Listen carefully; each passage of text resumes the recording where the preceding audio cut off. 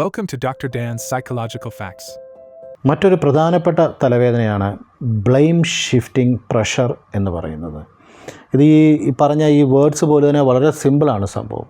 Blame shift ചെയ്യുക, അതായത് നിങ്ങളുടെ ഒപ്പമുള്ള NBD ഉള്ള ഈ പറയുന്ന ടോക്സിക് ആയിട്ടുള്ള വ്യക്തി, ഈ വ്യക്തി ചെയ്തു കൂട്ടുന്ന തെറ്റുകൾക്ക് മുഴുവൻ കാരണക്കാരനോ കാരണക്കാരിയോ നിങ്ങളാണ്. ഇതാണ് ബ്ലെയിം ഷിഫ്റ്റിംഗ് എന്ന് പറയുന്നത്. ഇവർ ഈ ലോകത്തിൽ എന്തെല്ലാം ചെയ്തോട്ടെ, ഇവർ ചെയ്യുന്ന എന്ത് തെറ്റാണെങ്കിലും എന്ത് നെഗറ്റീവായിട്ടുള്ള കാര്യങ്ങളാണെങ്കിലും ഇതിനെല്ലാം കാരണം നിങ്ങളാണ്. നിങ്ങൾ കാരണമാണ് ഇവരിതെല്ലാം ചെയ്യുന്നത്. ഇവർക്കിതിനകത്ത് യാതൊരു റെസ്പോൺസിബിലിറ്റി ഇല്ല. കംപ്ലീറ്റ് ലോക്കസ് ഓഫ് കൺട്രോൾ നിങ്ങൾക്ക് തരികയാണ്. ഇതാണ് ബ്ലെയിം ഷിഫ്റ്റിംഗ് എന്ന് പറയുന്നത്. ഈ അവസ്ഥയിൽ നിങ്ങൾക്കുണ്ടാകുന്നൊരു പ്രഷറുണ്ട്. ഇത് ശരിക്കും അനുഭവിച്ചിട്ടുള്ള ആൾക്കാർക്ക് ഇത് പറഞ്ഞു കൊടുക്കേണ്ട അവസ്ഥയില്ല. കാരണം അതിൻ്റെ ആ ഒരു പ്രഷർ പറഞ്ഞു കൊടുക്കാൻ പറ്റത്തില്ല. നമ്മൾ ചെയ്തിട്ടില്ലാത്ത, നമ്മൾ ചിന്തിച്ചിട്ടില്ലാത്ത കാര്യങ്ങൾ നമ്മളുടെ മേലെ അടിച്ചേൽപ്പിച്ച് കഴിയുമ്പോൾ നമുക്കുണ്ടാവുന്ന ഒരു ഇമോഷൻ എന്ന് പറയുന്നത്, നമ്മൾ തകർന്നു പോകുന്ന ഒരവസ്ഥയെന്ന് പറയുന്നത്, ഒരു തരത്തിലും പ്രൂവ് ചെയ്യാൻ പറ്റാത്തൊരവസ്ഥയിൽ, മുൻപ് പറഞ്ഞ പോലെ ഗ്യാസ് ലൈറ്റിംഗ് എന്ന് പറയുന്ന ഒരു ടെക്നിക്ക് ഉപയോഗിച്ചായിരിക്കും ഇവർ ഈ ബ്ലെയിം ഷിഫ്റ്റിംഗ് എന്ന് പറയുന്ന കാര്യം ചെയ്യുന്നത്.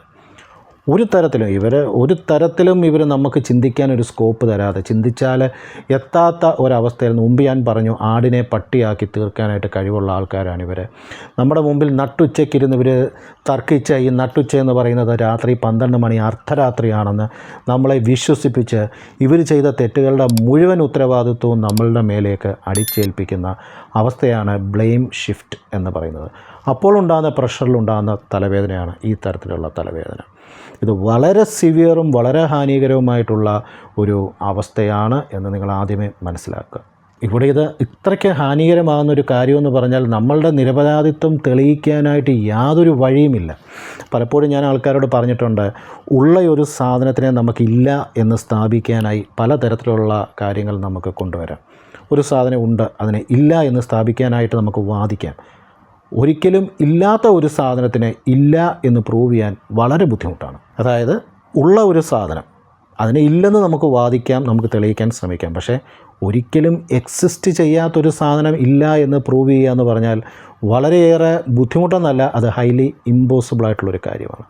ഈ ഒരു അവസ്ഥയിൽ ഈ ബ്ലെയിം ഷിഫ്റ്റിങ് ഏറ്റുവാങ്ങുന്ന വ്യക്തിക്ക് ആ വ്യക്തിയുടെ ഇന്നസെൻസ് പ്രൂവ് ചെയ്യാനായിട്ട് യാതൊരു വഴിയും ഇല്ലാത്തൊരവസ്ഥയിൽ അനുഭവിക്കുന്ന ആ ഒരു പ്രഷർ.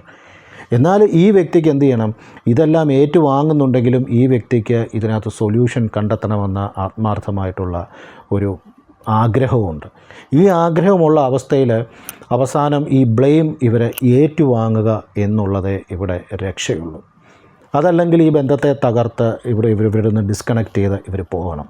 അത് പോകാൻ പറ്റാത്ത അവസ്ഥയുണ്ട്. കാരണം എന്താണ്? ഇവർ ട്രോമ ബോണ്ടഡ് ആയതുകൊണ്ട് തന്നെ എത്ര ഗ്യാസ് ലൈറ്റിങ് ചെയ്താലും, എത്ര ബ്ലെയിം ഷിഫ്റ്റിംഗ് ചെയ്താലും, എത്ര നമ്മൾ ഈ പറഞ്ഞ തലവേദനകളെല്ലാം എടുക്കുന്നുണ്ടെങ്കിലും ഇവർക്ക് ഈ ട്രോമ ബോണ്ട് കാരണം ഇതിനകത്തുനിന്ന് ഇറങ്ങി പോകാനും പറ്റുന്നില്ല.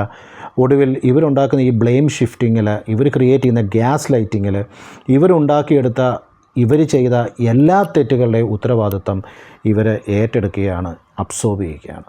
ഈ അവസ്ഥയിൽ ഈ വ്യക്തിയുടെ ശരീരത്തിലുണ്ടാകുന്ന കോർട്ടിസോൾ സ്പൈക്ക് എന്ന് പറയുന്നത്, ഈ വ്യക്തിയുടെ ശരീരത്തിലുണ്ടാകുന്ന അഡ്രിനാലിൻ പമ്പിങ് എന്ന് പറയുന്നത്, neuro chemical changes, electrical activity, ഇതൊക്കെ ഈ ബ്ലെയിം ഷിഫ്റ്റിംഗ് പ്രഷറെ ഏറ്റെടുക്കുന്ന വ്യക്തിയെ, ശരീരത്തെ അപ്പാടെ തകർത്ത് കളയുകയാണ്. ഇവരുടെ തലച്ചോറിനകത്ത് ഭീകരമായിട്ടുള്ള, അങ്ങേയറ്റം ഹാനികരമായിട്ടുള്ള കാര്യങ്ങളാണ് ഉണ്ടാകുന്നത്.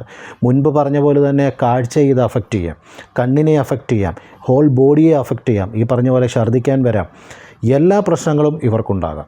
അതുപോലെ തന്നെ മുൻപ് ഞാൻ പലതവണ പറഞ്ഞു, ഇത് ഭാര്യ ഭർത്തൃ ബന്ധത്തിലും കാമുകന്മാരുടെ ഇടയിൽ മാത്രമല്ല, സുഹൃത്തുക്കളുടെ ഇടയിലുണ്ട്. കുടുംബത്തിൽ പേരൻസ് മക്കളിലേക്ക് കാണിക്കുന്നുണ്ട്. ഇത് എല്ലായിടത്തും ഈ കാര്യങ്ങളുണ്ട്. അല്ല, നമ്മൾ NBDയെക്കുറിച്ച് പറയുമ്പോൾ നമ്മൾ ഒരിക്കലും ചിന്തിക്കരുത് ഇത് കാമുകന്മാരുടെ ഇടയ്ക്ക് മാത്രമാണ്, ഭാര്യയുടെയും ഭർത്താവിൻ്റെ ഇടയ്ക്ക് മാത്രമാണെന്ന്. ഒരിക്കലുമല്ല. ഒരുപാട് പേരൻസ് ഉണ്ട്. കുട്ടികളുടെ മേലെ ഇത് അടിച്ചേൽപ്പിക്കുന്ന NBD ഉള്ള ഒരുപാട് പേരൻസ് ഉണ്ട്. പക്ഷേ ഇവർ കുട്ടികളുടെ അടുത്ത് എടുക്കുന്ന സ്റ്റാറ്റിക്സ് മറ്റൊന്നായിരിക്കാം. ഇവർക്ക് ജോലിയിൽ എന്തെങ്കിലും പ്രശ്നം സംഭവിക്കുന്നു, കുടുംബത്തിൽ എന്തെങ്കിലും പ്രശ്നം പറ്റുന്നു, ഫിനാൻഷ്യലി എന്തെങ്കിലും പ്രശ്നം പറ്റും, ഇതിൻ്റെയൊക്കെ ഉത്തരവാദിത്വം ഇവരുടെ കുട്ടികളുടെ മണ്ടയ്ക്ക് അടിച്ചേൽപ്പിക്കും. നീയൊക്കെ മര്യാദയ്ക്ക് ഇരിക്കാഞ്ഞിട്ടാണ്, നിങ്ങൾ നന്നായി പഠിക്കാഞ്ഞിട്ടാണ്, അല്ല നിൻ്റെയൊക്കെ സ്വഭാവം കാരണമാണ്, നീയൊക്കെ ജനിച്ചേ പിന്നാണ്. ഇങ്ങനെ പറയുന്ന പല തരത്തിലുള്ള ബ്ലെയിം ഷിഫ്റ്റിങ്. അല്ലെങ്കിൽ സുഹൃത്തുക്കളുടെ ഇടയിലൂടെ നീയുമായിട്ട് കൂട്ടുകൂടാൻ തുടങ്ങിയ പിന്നാണ് എനിക്ക് ഈ പ്രശ്നങ്ങൾ വരാൻ തുടങ്ങിയത്, അല്ലെ നീയുമായി സംസാരിച്ചത് കൊണ്ടാണ്, അല്ലെങ്കിൽ നീ അത് പറഞ്ഞതുകൊണ്ടാണ്, നീ ഇത് ചെയ്തതുകൊണ്ട്. ഏത് തരത്തിലാണെന്ന് പറഞ്ഞാലും മറ്റൊരാൾക്കുണ്ടാകുന്ന പ്രശ്നങ്ങൾ അല്ല അവർ ചെയ്യുന്ന തെറ്റുകൾക്ക് നമ്മളെ പഴിചാരുകയാണെങ്കിൽ അതിനെയാണ് ബ്ലെയിം ഷിഫ്റ്റിംഗ് എന്ന് പറയുന്നത്. നിങ്ങൾക്ക് ആ ബന്ധത്തിൽ നിന്ന് വിട്ടുപോകാൻ പറ്റുന്നില്ലെങ്കിൽ മനസ്സിലാക്കാതെ ട്രോമ ബോണ്ടഡ് ആണ്. കാരണം എന്താണ്? ഇവർ ലവ് ബോംബിങ് നേരത്തെ നടത്തി നിങ്ങളെ ട്രോമ ബോണ്ടഡ് ആക്കി നിങ്ങളെ നിർത്തിയിരിക്കുകയാണ്. ഇപ്പോൾ ഗ്യാസ് ലൈറ്റിംഗ് നടത്തി ഇവരുടെ കംപ്ലീറ്റ് ബ്ലെയിം നിങ്ങളുടെ മേലെ ഷിഫ്റ്റ് ചെയ്തിരിക്കുന്ന അവസ്ഥയിലാണ്. ഇതുപോലുള്ള നിരന്തരമായിട്ട് ഇതുപോലുള്ള തലവേദനകൾ നിങ്ങൾക്ക് എടുക്കുന്നത് ഏതൊക്കെ ഡോക്ടേഴ്സിൻ്റെ അടുത്ത് പോയാലും ഏതൊക്കെ ഡയഗ്നോസ്റ്റിക് ടെസ്റ്റുകൾ നടത്തിയാലും പ്രത്യേകിച്ച് കാരണങ്ങളൊന്നും കണ്ടുപിടിക്കുന്നില്ലെങ്കിൽ ഇത് തന്നെയാണ് നിങ്ങൾക്ക് സംഭവിക്കുന്നത്. നിങ്ങൾ നോക്കാൻ നിങ്ങളുടെ ജീവിതത്തിൽ നിങ്ങളുടെ ഒപ്പമുള്ള ആൾക്കാരിൽ, അതിപ്പോൾ മാതാപിതാക്കളാകാം, ഈ പറഞ്ഞ പോലെ ഏതെങ്കിലും തരത്തിലുള്ള റിലേഷൻഷിപ്പുള്ള ആൾക്കാരാവാം, ഇവർ നിങ്ങളോട് ഈ തരത്തിലുള്ള ബ്ലെയിം ഷിഫ്റ്റിംഗ് നടത്തുന്നുണ്ടെങ്കിൽ, ഗ്യാസ് ലൈറ്റിംഗ് നടത്തുന്നുണ്ടെങ്കിൽ ഇതാണ് നിങ്ങളുടെ തലവേദനയ്ക്ക് കാരണം. എത്രയും പെട്ടെന്ന് ഇതിൽ നിന്നും രക്ഷപ്പെടാൻ നിങ്ങൾ തീരുമാനിക്കുക. അതിനുള്ള ധൈര്യം സംഭരിക്കുക.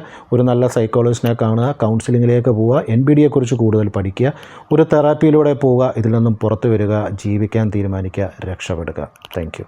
Thanks for watching Dr. Dan's. Subscribe to unlock the mysterious world of psychology with Dr. Abhay Daniel.